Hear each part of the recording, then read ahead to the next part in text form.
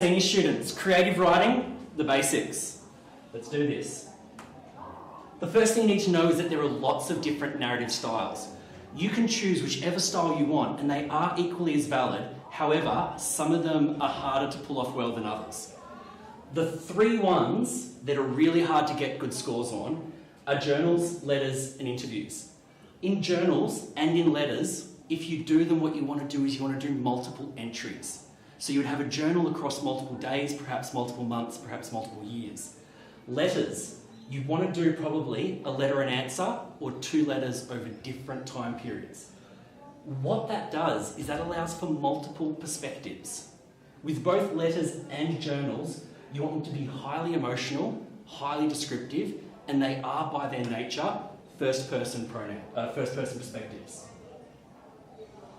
Interviews are another hard one, but you might like to try that. Think of like a current affair or a news interview, you'd be writing a script for it. If you were to do this, you would need it in script format, usually question and answer, and like any interview, it would have to have a purpose.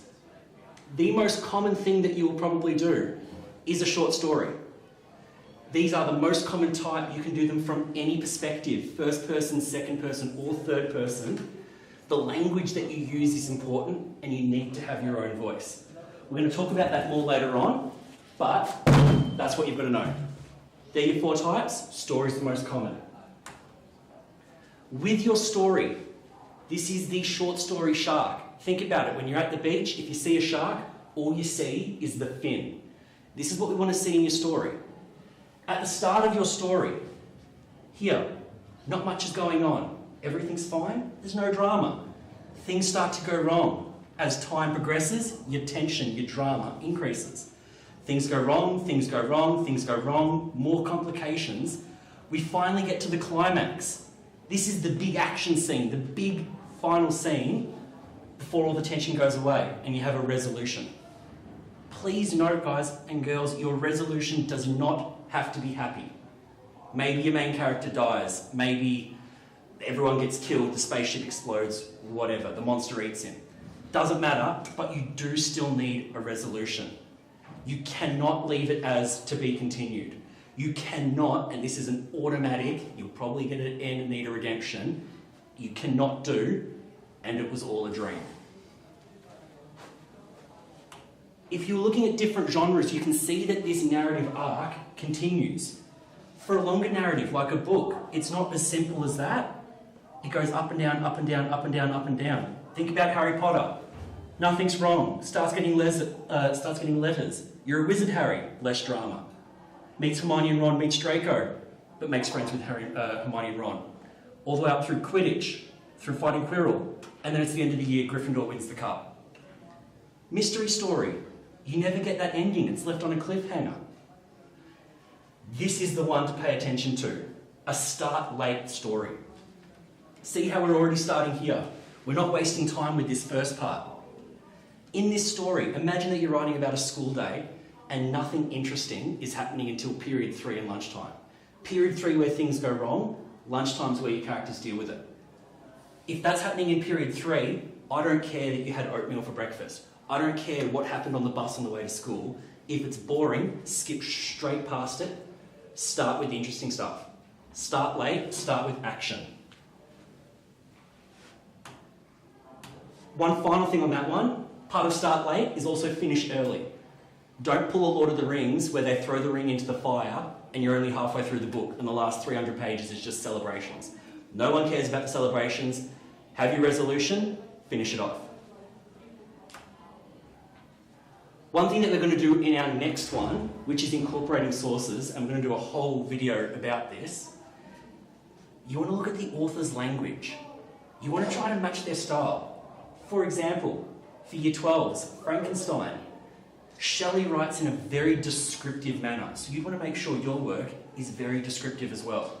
Shelley uses first person, so I'd suggest using first person in your own works.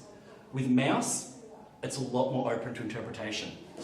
Also, make sure that it suits the characters.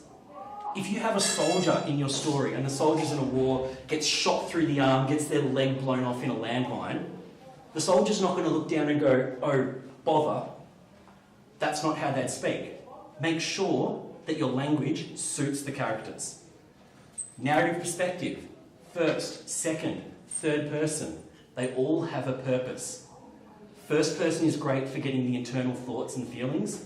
Third person is great for seeing the bigger picture. Second person places the reader in the situation. Structure and characterization. So the structure of your story and how your characters are built. Try to emulate what the author's doing. If the author has a lot of description at the start, then action. Maybe try that. If the author gets straight to it, try that. If the author is telling it like it's at the end of the story and they're remembering it all start to finish, maybe give that one a go. Finally, the themes. Pick up the major themes, see if you can incorporate some of them. The big ideas. What we don't have here is also symbols and motifs. So in Mouse, you've got letters. In Frankenstein, you've got the monster. Symbols and motifs, see if you can add something yourself. Moving on. Active and passive voice. Now, we spoke before about making sure that your words and your language matched your characters. Active and passive voice are the two big ways of doing this.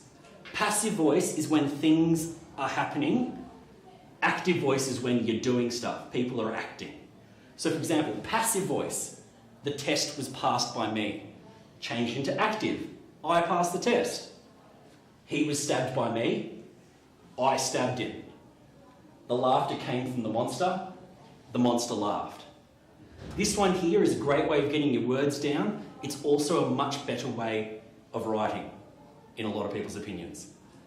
Now, there is, though, a time and a place for a passive voice. For instance, you may have a character who is very submissive, very subservient. Maybe they use passive voice to highlight their lack of control over their own life, whereas the people in charge of them always use active voice. They're in command, they're the ones that have to follow rules. That is creative writing, the basics. Next time we'll cover incorporating sources more. Thank you. About 8 minutes. Yeah.